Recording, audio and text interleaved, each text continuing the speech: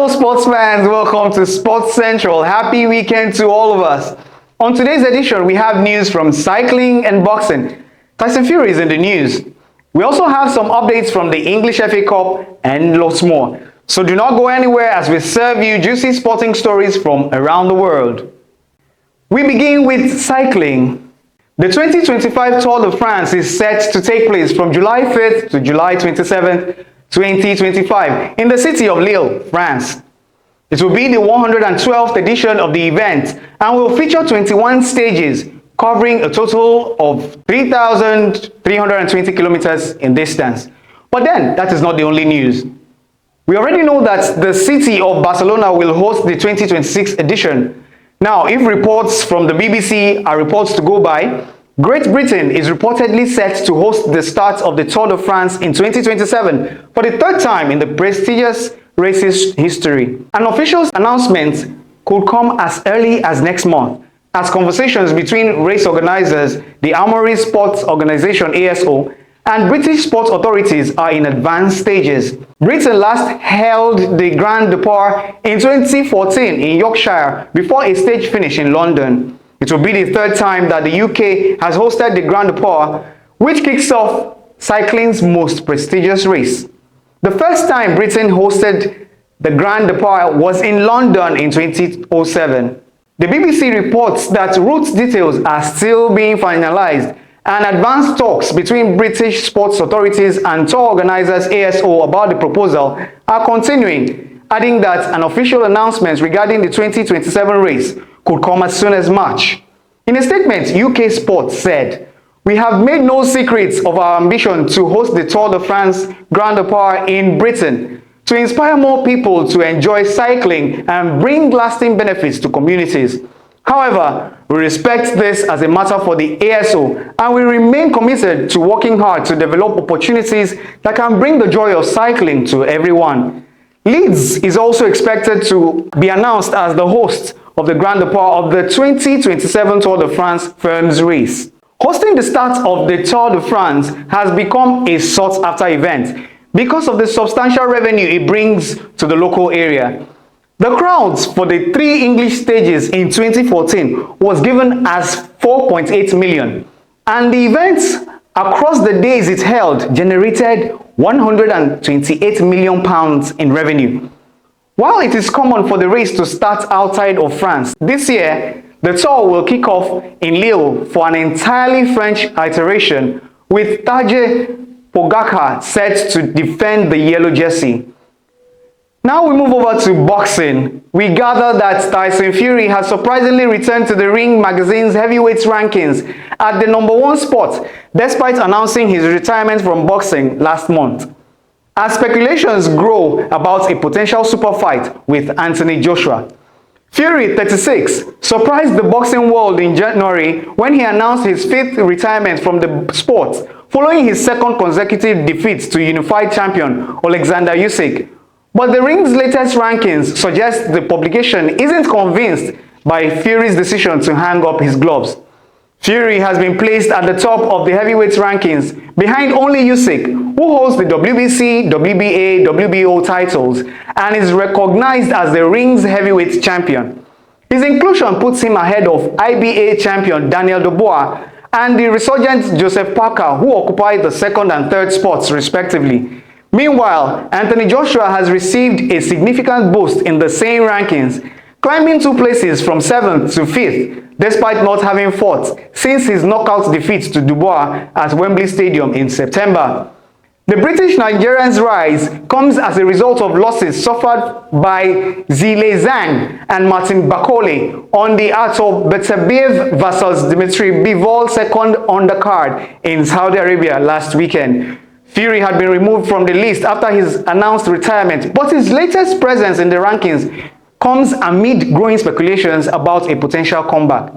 Saudi boxing supremo Turki Al-Sheikh is keen to lure the former WBC champion back for a long-awaited showdown with Joshua. Speaking to the Stomping Ground, Al-Sheikh disclosed that he would like Fury to take on Joshua. He hopes Fury will return to the rings, While Fury has remained silent on the prospect of a ring return since his retirement announcement, Joshua has expressed interest in facing his longtime rival, acknowledging the commercial and sporting appeal of such a contest. Fury was removed from all 4 major sanctioning body rankings last month after announcing his retirement in a brief social media video where he stated his retirement from boxing. Should Fury decide to return, a blockbuster clash with Joshua would undoubtedly be the biggest fight in British boxing history and a defining moment for both fighters and their legacies regardless of the outcome. Now to athletics.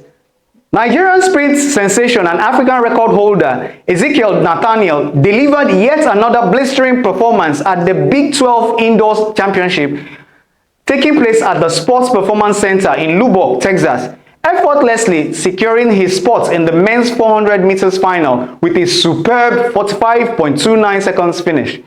Nathaniel's tactical race has not only cemented his place in the final but also reinforced his dominance on the indoor circuit. With this latest performance, he now holds the record for the 2 fastest indoor 400 meters times ever recorded by a Nigerian, underlining his status as one of the brightest prospects in global athletics.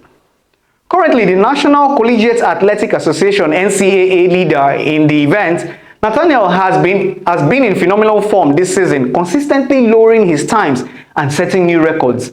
All eyes will be on Nathaniel as he aims to cap off his championship campaign with another statement victory at the finals of the event. Given his current form, a potential title-winning run or even another record-breaking performance could be on the horizon. Still in athletics, but now in Nigeria, the ECOWAS Abuja Marathon took place on Saturday, 1st of March. The Kenyans are the king of marathon race, no doubt, and Kenyan athlete Harrison Wanjiru has emerged winner of the 3rd ECOWAS Abuja International Marathon. At the international event held on Saturday morning in Abuja, Wanjiru won the 21-kilometer race, securing a cash prize of $10,000 for his performance. I think I'll start preparing for athletics. The marathon, which attracted participants from various countries, showcased some of the best long-distance runners from Africa and beyond. Wanjiru's victory emphasized his status as one of Africa's top competitors in the sport, further enhancing his reputation on the international stage. But Nigeria still was able to get some victories in the short distance events. In the shorter 5 kilometers event, Sunday Dagian and Vivian Obadia, both from Plateau State, claimed victory in the male and female categories, respectively. Each winner received a cash prize of $1,000, celebrating their exceptional speed and endurance. Somebody get me warmed up. Now we go to football and we talk about the English FA Cup 5th round matches, which are ongoing. We will give you some results on this edition. Aston Villa defeated Cardiff City 2-0. Crystal Palace defeated Millwall 3-1. In this match in particular, there was an incident of a dangerous tackle to the face of Mateta in the game, much to the displeasure of Palace fans. In other games, Preston beat Burnley 3-0. Bournemouth beat Wolves 5-4 on penalties after full time had finished 1-1. So at this moment, Aston Villa, Preston and Crystal Palace and also Bournemouth are through to the quarterfinals of the English FA Cup. We will give you other results in our next edition.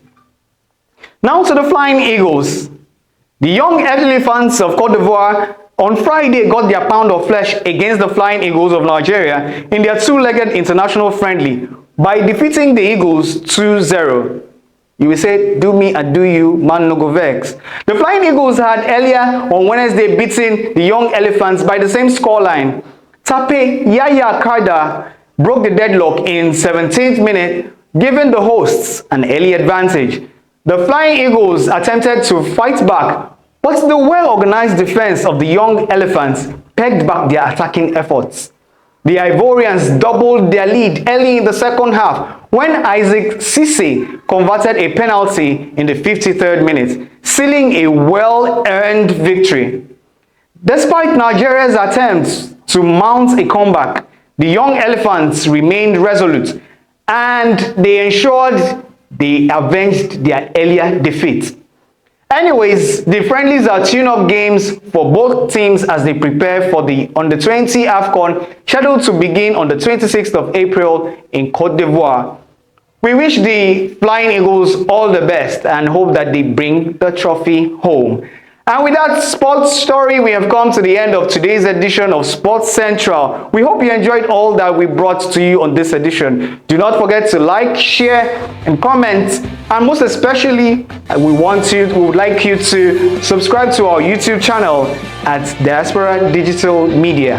Until I come your way with another super packed edition, I remain your host with the Sparks, Ugochukwu. Do have a lovely and sporty day ahead.